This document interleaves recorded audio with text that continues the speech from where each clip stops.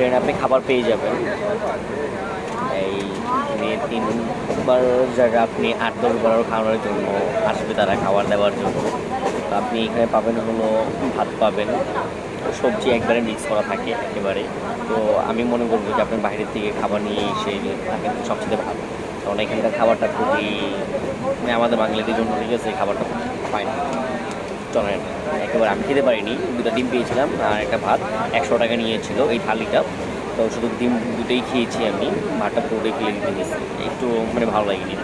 আর সমুচা সিঙ্গারা এটা আপনি আধা ঘন্টা পর পরই পাবেন, তারা আসে। এবং আপনার যদি জেনারেল কথা বলেন তাহলে খুবই কষ্ট হবেই, দেখতে পাচ্ছেন তো কত কষ্ট করে যাচ্ছি, মানুষ দাঁড়ানো জায়গা নেই, এরকম অবস্থা। কোনো জায়গায় আমরা 3 জন বসে আছি। আর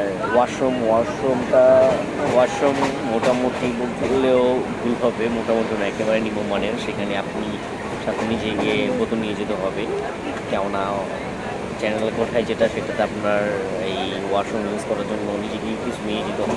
সেখানে কল থাকে, কল না থাকার মতোই কল থাকে,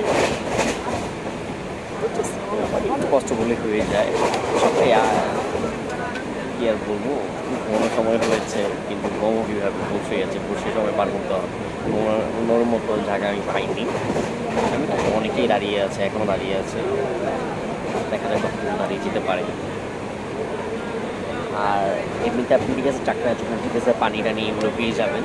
আর পানিটা একটু দেখে নেবেন কোন কোম্পানিটা খাচ্ছে, সব কোম্পানির পানি কিন্তু ভালো নয়। কিছু আছে আপনার মুখা খুলে ওরা নিজেরা পানি ভরে সেটা আপনার কাছে ওরা বিক্রি করবে 20 টাকা করে। তো এটা একটু দেখে নেবেন। আমি একটা ধরা খেয়েছি, আমি এই 3টা পানি নিয়েছি, 3টা পানির ভিতরে একটা পানিতে ধরা খেয়েছি। তো আপনারা বোতল দেখে নেবেন যে কীরকম পানি হয়। আপনি বোতলের মুখা খোলা থাকে কখনোই নেবেন না, এটা দেখে নেবেন আগে।